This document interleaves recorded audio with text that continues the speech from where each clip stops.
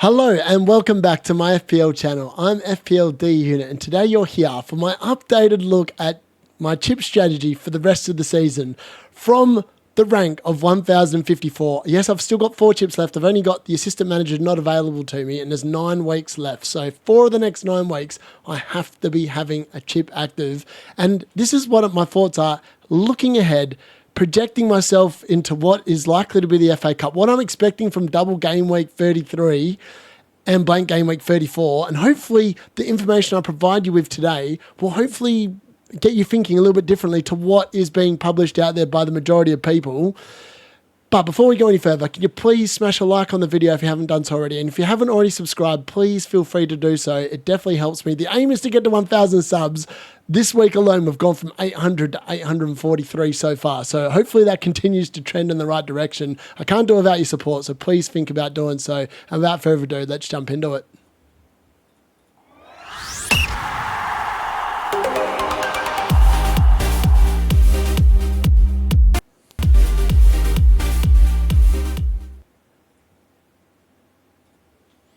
So, the updated chip strategy, what are we looking at the moment? So, as you can see there, I played my assistant manager chip in game week 24 through to 26. And eventually, at the other end of that, I did rise to 6,686. Since then, I've just been rolled. Well, I rolled transfers in game week 27, and the aim was to move it in 28. And I think in reality, I might have made a mistake going from Hall to 8 Nori, but it hasn't really made too much of a difference, obviously, there. And then I took a -4 in game week 29. And this is where I got a little bit aggressive. I just thought, stuff it, I'm going to go for broke and hope for the best. And it turned out that it worked out pretty well, up to 1,054. And now I'm 50-50, in fact, more than 50-50. I'd say I'm actually more 75%, 25% in wildcarding in game week 30. And I'm going to be explaining that, why. But that's the old graphic. I'm going to just whack that up at the end on every Wednesday from, well, when every midweek, whatever it is between now and the end of the season, just to see how I'm going. I'm not going to spend too much time on this because I've made the other graphic that I'm going to be talking to a little bit better. And hopefully, by the way, you'll notice I've changed the graphics a little bit here. I'm going to get a ticker out on the weekend because I've got a free week. But let me know if you prefer the white background in terms of the writing or the black and what one's easier to read. I am intrigued to know. So please let me know in the comments. So the blanks and doubles, the first blank game week of the season is over and done with, and it just showed that if you attack it with some ferocity, if you're willing to take a hit or two, it can reap dividends. I obviously got 86 points -4 with that one hit, but 82 points is a hell of a lot better than the majority of people. I mean, the average I think was like 30 or 40 points this week. So just goes to show that if you play your cards right, you can just rack up the points like there's no tomorrow. Obviously, the next double is game week 32, and I've been in the perspective the whole season long in double game week 24, double game week 25. The only players I own were 3 Liverpool because I liked the Liverpool fixtures. I thought they were good. I didn't own any Aston Villa assets. I didn't own any Everton assets outside of the managers. So I had David Moyes and I had Unai Emery. And I think that potentially we are overblowing some of these double game weeks a little bit. But I think for game week 32, I do think you'd need 3 Palace assets and 3 Newcastle assets. I do like the fixtures for them in the lead up to that as well, which is why I think that a wildcard 30 makes much more sense. And we'll look at double game week 33, potentially the teams that could make that in a second. But I'm not as thrilled on that double game week as everyone else is. And yes, I am most likely to play my bench boost there. There are some really good fixtures. But I just think the doubles are getting overblown because, and I understand that there's 2 different ways of thinking about this.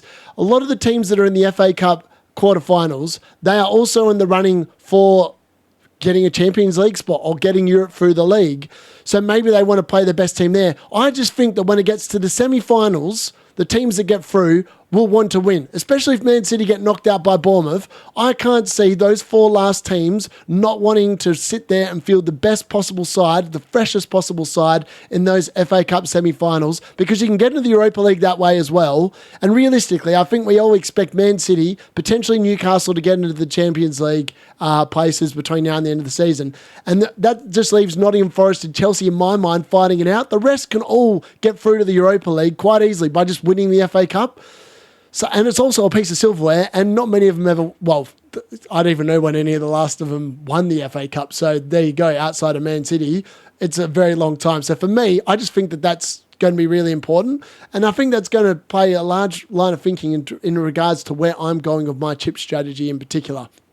Obviously, we don't know blank game week 34 what that will look like yet, and we'll have a look at that in a little bit later on. But the key thing to note is those games may not all necessarily go into double game week 33. They might even go into double game week 33. We're expecting that based off like the blokes from Planet FPL and Ben Crennel and that. But there's no guarantee that that's going to do that. We've already seen this season double game week 32 we weren't expecting. Double game week 25 we weren't expecting. So the Premier League might have their own ideas. So it is a little bit of iffy fairy until they actually confirm it. And I get why people are saying wildcard later so you know when they're going to be.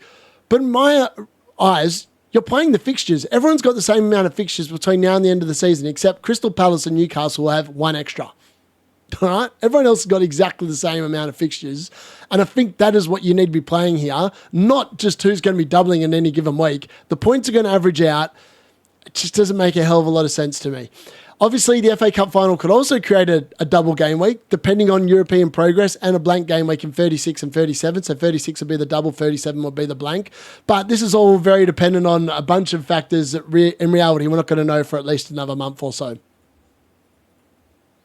So the FA Cup quarterfinal draw. So the four fixtures haven't changed. Preston North End you would expect to lose to Aston Villa. You would expect Aston Villa to account for them quite easily.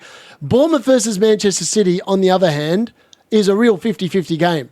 Like, Bournemouth's home form of late has not been flash, but Man City have been horrible. That game could be like a 3-0. It could be an absolute... most of these ties, the other three all Premier League ties, could be absolute classics. And I don't know the result of either of them. If I was a betting man, I'd say Brighton are going to do Forest, because I reckon Forest are more interested in chasing Champions League. So I would expect them to rest some of their players potentially there. Fulham have also shown that they're not interested in the Premier League, so they're likely to rest players for the FA Cup, vice versa.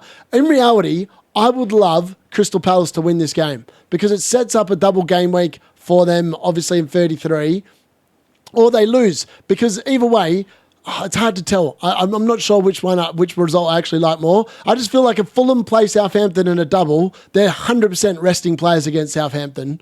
Like Anthony Robinson, that already happened earlier in the season when he got rested so he could play Man United in the FA Cup. They rested him against Wolves. So I believe that Fulham probably will be one of those teams that rotate and primarily focus in on the FA Cup. The other ones, it's all a bit of conjecture. But as you can see there, it is problematic. And especially when you look at the fixtures... which, for all intents and purposes, lots of people sitting there talking about Arsenal. I don't rate the Arsenal assets at all, except on a free hit in game week 38. I rate them. I'm not actually tempted by any of them really at this point in time. And Saka's coming back from injury. The thing they're going to be most focused on, they know the league is done. Like, we all know the league is over. Unless Liverpool sit there and lose 6 games on the bounce from here on in, which is just not going to happen with the fixtures they've got in front of them. No one's winning the league. In that case, Arsenal resting players for the Champions League, that takes absolute precedence. So, it obviously, for them to actually have a blank anyway in 34, Crystal Palace need to beat Fulham, and that's no given here. I expect Fulham have been going all out in the FA Cup this season. I wouldn't be surprised if they did Crystal Palace, even though Palace did them a couple of weeks before in the league at home. I just don't know. They're so hard to call. The one fixture I would say is almost 95% plus, definitely not going to be happening. Man City, Aston Villa. But I'm not keen on many Aston Villa assets. I still haven't been since I owned Watkins and Rodgers very early on in the season for a nice little run of fixtures. I just think the fact that they're still in European competition as well is just counting against me really wanting to go for them. And Man City just have Pep Roulette, and that's just also really hard to do. But what we do know is that Newcastle will have a very nice fixture in game week 34. So owning 3 assets in a wildcard 30 makes a lot of sense and holding them through the rest of the season. Wolves versus Leicester, again, Ait-Nouri is probably the only one I really think of. Cunha is going to be back for game week 34, so maybe you look at him potentially on a free hit. Liverpool versus Spurs. You would expect Liverpool to win this. They could even win the title, I think, in this game, potentially, if results go a certain way between now and then. Mo Salah looks like the best captaincy option there. And then Chelsea versus Everton. Obviously, you probably want Cole Palmer as well. But these are all things that you need to be considering when you're looking into the next little bit. And this is where it all gets a little bit interesting. So, my updated chip strategy. So, at the moment, I've actually taken a -4. So, I've got Munoz and Ismaila Sarr in for Cole Palmer out and Creswell, who came in for 1 week, did nothing, and out he goes. But that was just purely because of the fact that I just needed that move to bring in Haaland in game week 29. Now, I'm quite happy rolling with 2 Palace and potentially doing it, but it makes no sense to me when I could get Mateta in, I could get Isaac, I could get my Newcastle assets in game week 30 and just prioritise setting myself up for what is definitely going to be double game week 32. And then I've obviously gone a week earlier than what a lot of other people are going to be doing in game week 31, which means I should get an advantage in game week 30 on all the other people that are holding till game week 31. Yes, they might know the fixtures. They might not know the fixtures. So in that case, if you still don't know the fixtures by game week 31, you've really done yourself a disservice because it makes so much more sense bringing in all these assets in game week 30 in preparation for 32 rather than sitting there and leaving it. That's just my honest opinion, which is why I'm 75% highly likely to play my wildcard in game week 30 and not to play it in 31. It also then allows me to roll transfers in 31, roll transfers in 32, potentially play my triple captain there, depending on whether Isaac looks like he's in form and he's fit, then 100% he's definitely in my line of thinking for game week 32. In game week 33, I then, depending on what happens in that Palace game, I'm either selling my 3 Palace assets with my 3 transfers in 33 in preparation for game week 34, where we might, have whatever. Yeah, it's all a lot of conjecture. Like, I don't really want to free hit in 34 is where I'm going with this. I'm more likely, and we'll get into my most likely form of strategy, but I really want a final week free hit. And there's a reason why. I'm going to go into a free hit draft in this video for game week 38 as well. So if you're intrigued to know why I'm thinking about that, I'm going to hopefully share that with you and it'll hopefully make a little bit of sense. In terms of blank game week 34, I'm more than happy to take a -4, -8. Judging from how well my game week 29 went and how low the scoring was, I'm backing myself in to do the same thing again and come out the other side, hopefully with some nice sun and rain going on. But we'll have to wait and see what that particularly looks like.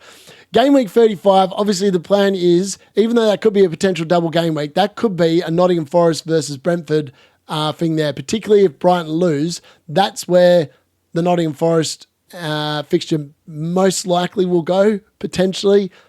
We don't know. I'm just guessing at this point, but it is a potential for it to be a double game week. So I could even save depending on who wins, the triple captain till then. Maybe I could play it on a Brian Mbeumo or a Chris Wood or a Morgan Gibbs-White or an Alanga, depending on who, whatever ifs, buts and maybes, we really don't know. Again, game week 36, most likely, probably going to be a normal game week, and I just make my transfers as fit. Same with 37, as fit, unless obviously certain teams make the final and then there has to be, reschedules. Probably not going to happen. And then in game week 38, that's play a free hit. I'd literally pick on the fixtures, have a massive finish. Hopefully my rank continues to go as well. So that's my plan at the moment. How does this relate to my actual strategy? Well, this is what it relates to. So, the updated strategy, as I said, I played my first wildcard in game week 12. This is why it feels nice to play it now. Like last season, I got a little bit cute and I played it in 33, 34. I think everyone played it, about 32, 33. I played it literally 2 weeks later thinking I was going to be clever, wait for a bit more information. It cost me a top 100,000 finish.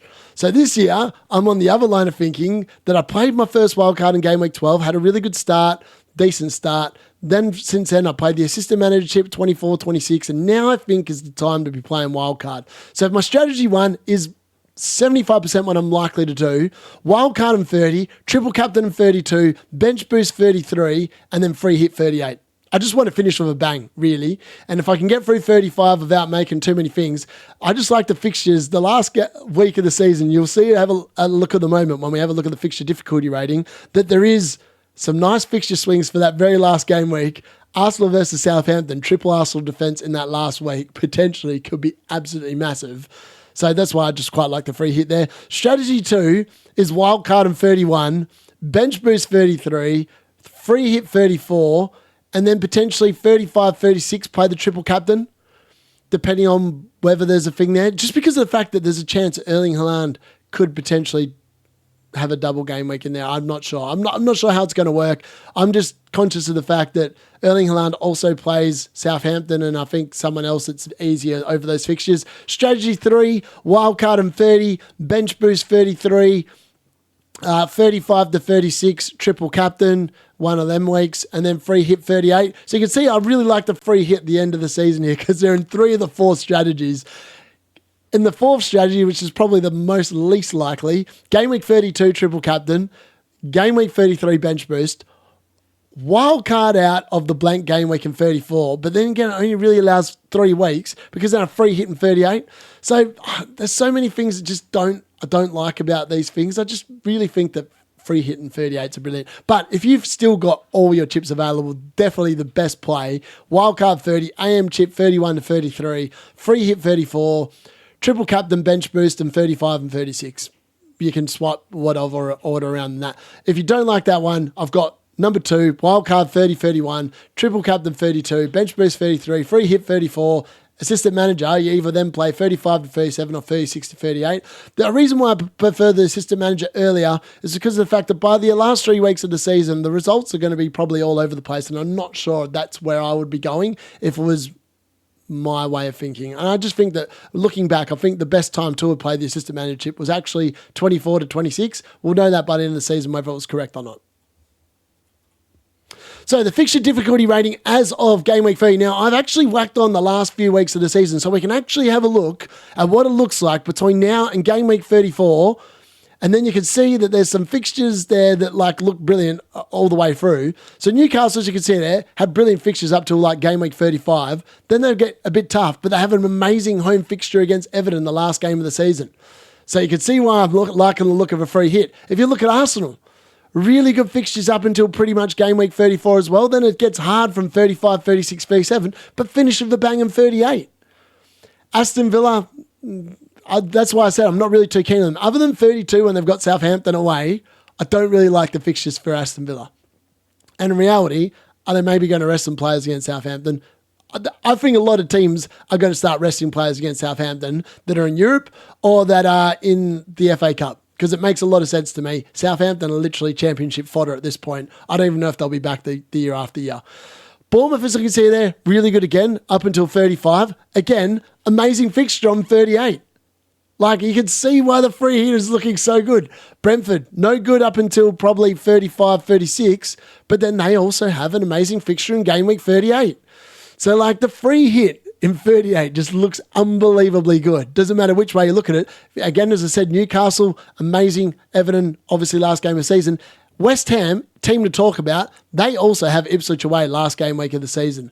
So there's so many good assets there, and obviously Wolves have the Brentford fixture, but I would expect that Brentford are going to probably spank Wolves in that game, even though it's away from home. But that's just my line of thinking. Man City have an interesting run. No red on the ticker for them, but they're just in a weird run of form, and I think for that reason, you've just got to be a little bit careful with them. So what my current team is currently looking like. So Areola and Fabianski are rotating in goal because, one of them is going to be starting. I've obviously bought in Ismaila Sarr and Munoz for that -4, and I've got 4.1 million in the bank. The good news is I've got 2 Palace assets versus Southampton if I wanted to delay this week. Obviously, I've got the Brentford boys still, but in reality, I'd rather the Newcastle boys. Bournemouth coverage is good. I've got 2 players from them. Strong position, obviously, if Forest win in the FA Cup, very good position. Chris Wood and Milinkovic already in the team. If I wild card at the moment, I can tell you Chris Wood isn't in the team. I just think that maybe he's gone a little bit off the boil. Obviously, I've got no Villa or Newcastle coverage, which is a significant problem, particularly once we've just looked at the fixtures there. We can see that Southampton, as I said, 32 against Aston Villa, but Newcastle have an amazing run. They've got Brentford, Leicester, and then they've got the double, Palace and Man United, and then they've got Ipswich and 34. So look, the fixtures are just so good for them. Yeah, but so with that being said, this is why I want a wild card, and this is probably where I'm going to go in game week 30 if I do activate the button, which is potentially might happen over the weekend. So as you can see there are a few flags in this team, but it is all about positioning yourself. Now, as I said, I'm not a massive fan of Arsenal, but I'm happy to cover one of their defenders because I think the majority of people are going to go 2, and I'm happy to have 1 for a bench boost in 33 and potentially cover the couple of clean sheets that maybe come their way. So Raya is in goal at the moment. That's definitely up for debate because in reality, I'm not 100% sold on it. Now, I've ditched Aït Nouri on this draft as well. As you can see there, the only 2 defenders that stay obviously, I've already bought Munoz in this week, but he wasn't there prior to this week. Kirkes obviously stays. Milinkovic obviously stays. And Dan Burn, Wan-Bissaka, and Munoz come in. So I've got my Newcastle coverage in the back line, my Crystal Palace coverage in the back line, and I've got that West Ham fixture run. Wan-Bissaka, I think, is definitely the pick there as well at 4.5. In the midfield, I've still gone with Kluivert. I've gone with Jared Bowen. Again, I really like that West Ham run, and now I've got triple West Ham in here. I'm keeping Mo Salah. Makes no reason to get rid of a man who's definitely going to be after and chasing those records. Anthony Gordon comes in a week early. Now, if you don't have the team value I do, and I've obviously got a very big team value in my team, 108 million to be exact, you can easily just get rid of Gordon for Murphy if it just means that you can work your team a little bit easier. I don't think there's a hell of a lot between them. I just think I prefer Anthony Gordon. He's going to be nice and rested. He's going to be wanting to come back and put a shift in. Ismail Assar's obviously in there as well. Now, some people might prefer Eze. I did previously. Over the last few weeks, I have definitely preferred Ismail Assar, though, just judging from what I've watched in those games, and he is a bit more attacking and a bit more clinical compared to Eze. Mateta, obviously, we expect to be fine, and he obviously joins Isaac and Haaland, and probably the most dynamic front three. Now, it doesn't mean I've just literally ditched Cole Palmer. There's no Saka in this team, and I think that makes perfect sense. I'm going with the three, what I expect to be, the three informed forwards to finish the season, and I'm keeping Mo Salah. And then I have to obviously make a few sacrifices in the midfield and the defence. But I think in reality, it's quite worth it. So obviously, I've got 6 assets between Newcastle and Palace for Game Week 32, which looks really good. I've got 1 million in the bank if I want to make some changes somewhere else. I've got the Bournemouth coverage, still got 2 players there. And I'm betting on Brighton, Fulham and Man City winning the FA Cup quarterfinal. Like legit. But I'm obviously not going with any Fulham players. I'm not going with any Brighton players. I think Fulham will actually rest for Southampton in what would be a double Game Week 33. So in reality, it's just going to be a single for the players that actually want to own, which aren't that many from Fulham, believe it or not. And then obviously, again, I've got no Villa coverage, and I've only got one Man City player, but I think Haaland's the only one that is definitely a guaranteed walk-up starter. And for that reason, I don't want to be taken on Pep Roulette, and I just think it makes a lot of sense. So that's what I'm thinking in terms of a wildcard draft for Game Week 30.